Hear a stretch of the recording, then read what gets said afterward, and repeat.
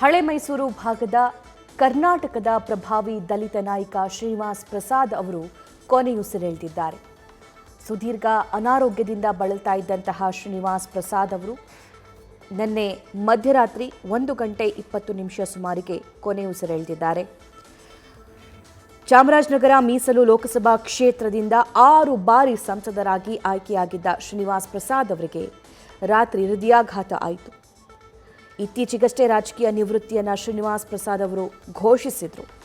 ಇನ್ನು ಚಾಮರಾಜನಗರ ಲೋಕಸಭಾ ಕ್ಷೇತ್ರದ ಬಿಜೆಪಿ ಸಂಸದ ಶ್ರೀನಿವಾಸ್ ಪ್ರಸಾದ್ ಅವರಿಗೆ ಮಧ್ಯರಾತ್ರಿ 1:20 ಹೃದಯಾಘಾತ ಆಗಿ ಅವರು ಕೊನೆಯುಸಿರೆಳೆದಿದ್ದಾರೆ ಅಂತ ಅವರ ಪುತ್ರಿ ಮಾಹಿತಿಯನ್ನು ಹಂಚಿಕೊಂಡಿದ್ದಾರೆ.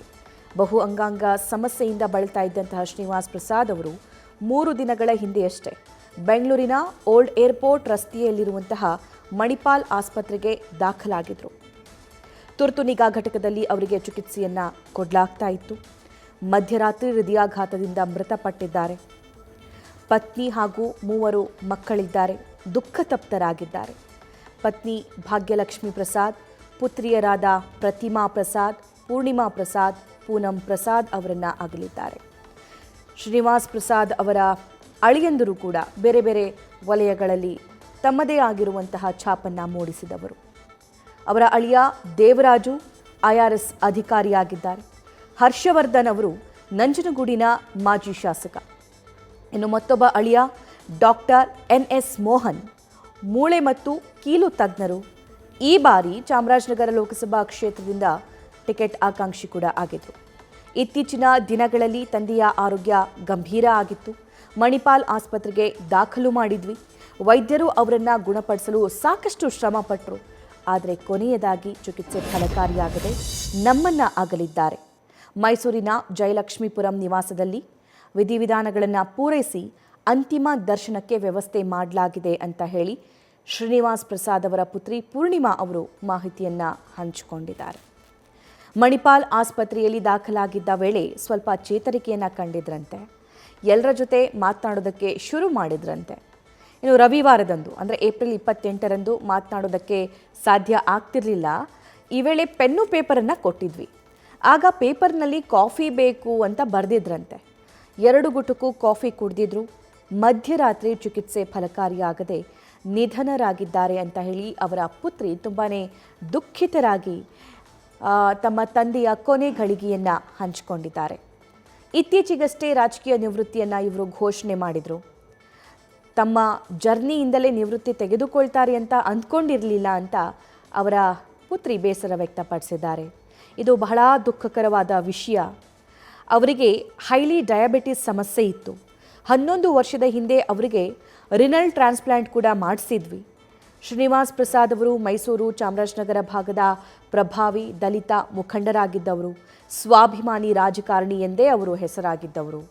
ಎಂದೂ ಕೂಡ ತಮ್ಮ ಸಂಘರ್ಷ ಅಥವಾ ತಮ್ಮ ಸಮುದಾಯ ಜನರಿಗೆ ಅನ್ಯಾಯ ಆಗ್ತಾ ಇದೆ ಅಂತಂದರೆ ರಾಜಿ ಆಗ್ತಾನೇ ಇರಲಿಲ್ಲ. ಮೂಲತಃ ಮೈಸೂರಿನ ಅಶೋಕಪುರಂನವರವರು. ಶ್ರೀನಿವಾಸ್ ಪ್ರಸಾದ್ ಅವರು ಚಾಮರಾಜನಗರ ಮೀಸಲು ಲೋಕಸಭಾ ಕ್ಷೇತ್ರದಿಂದ 6 ಬಾರಿ ಸಂಸದರಾಗಿ ಆಯ್ಕೆ ಆದಂಥವರು.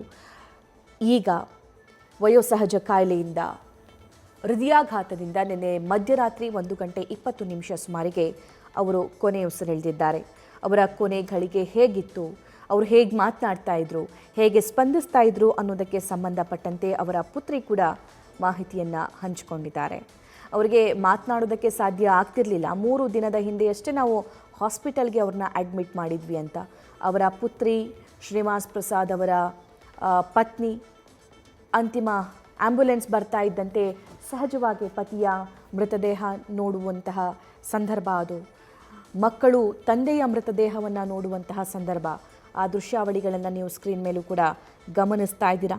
ಜಯಲಕ್ಷ್ಮೀಪುರಂ ನಿವಾಸದಲ್ಲೇ ಅವರ ಅಂತಿಮ ವಿಧಿವಿಧಾನಗಳನ್ನು ನಾವು ಪೂರೈಸ್ತೀವಿ ಎನ್ನುವಂತಹ ಮಾಹಿತಿಯನ್ನು ಕೂಡ ಅವರ ಪುತ್ರಿ ಪೂರ್ಣಿಮಾ ಅವರು ಹಂಚಿಕೊಂಡಿದ್ದಾರೆ. ಪಾರ್ಥಿವ ಮನೆ ಹತ್ತಿರ ಬರ್ತಾ ಇದ್ದಂತೆ ಅವರ ಕುಟುಂಬಸ್ಥರು, ಸ್ನೇಹಿತರು, ಬೆಂಬಲಿಗರು ಎಲ್ಲರೂ ಕೂಡ ಅವರ ಅಂತಿಮ ದರ್ಶನ ಪಡೆಯೋಕ್ಕೋಸ್ಕರ ಧಾವಿಸ್ತಾ ಇರುವಂತಹ ದೃಶ್ಯಾವಳಿಗಳನ್ನು ನೀವು ಗಮನಿಸ್ತಾ ಇದ್ದೀರಾ. ರಾಜ್ಯದಲ್ಲಿ ಮಾತ್ರ ದಲಿತರಿಗೆ ಅನ್ಯಾಯ ಆಗ್ತಾ ಇದೆ. ದಲಿತ ಸಂಘರ್ಷಗಳು ಬಂದಂತಹ ಸಂದರ್ಭದಲ್ಲಿ ಶ್ರೀನಿವಾಸ್ ಪ್ರಸಾದ್ ಅವರು ಅಲ್ಲಷ್ಟೇ ಕಾಣಿಸ್ಕೊಳ್ತಾ ಇರಲಿಲ್ಲ. ದೇಶದ ಯಾವುದೇ ಮೂಲೆಯಲ್ಲೂ ಕೂಡ ದಲಿತರ ಮೇಲೆ ಅನ್ಯಾಯ ಆಗ್ತಾ ಇದೆ ಅಂದಾಗ ಅವರ ವಿರುದ್ಧ ಧ್ವನಿ ಎತ್ತಿದಂತಹ ಕರ್ನಾಟಕದ ನಾಯಕ. ಇವರಿಗೆ ದಕ್ಷಿಣ ಕರ್ನಾಟಕದ ದಲಿತ ಸೂರ್ಯ ಅಂತಲೇ ಹೆಸರುವಾಸಿ ಆದಂಥವರು. ತುಂಬ ರಫ್ ಆ್ಯಂಡ್ ಟಫ್ ಸ್ವಭಾವದವರು, ಸಾಕಷ್ಟು ರಾಜಕೀಯ ಏಳು ಬೀಳುಗಳನ್ನು ಕಂಡಂಥವರು. ಆಲ್ಮೋಸ್ಟ್ ಆಲ್ ಎಲ್ಲ ಪಕ್ಷದ ನಾಯಕರ ಜೊತೆ ಒಳ್ಳೆಯ ಒಡನಾಟವನ್ನು ಹೊಂದಿದವರು. ಸುದೀರ್ಘವಾಗಿ ಕಾಂಗ್ರೆಸ್ ಪಕ್ಷದಲ್ಲಿ ಇದ್ದಂತಹ ದಲಿತ ಮುಖಂಡ ಈಗ ಅಸ್ತಂಗತ. ನ್ಯೂಸ್ ಫಸ್ಟ್ ನಿರ್ಭೀತಿಯಿಂದ ನಿಮ್ಮ ಪರವಾಗಿ.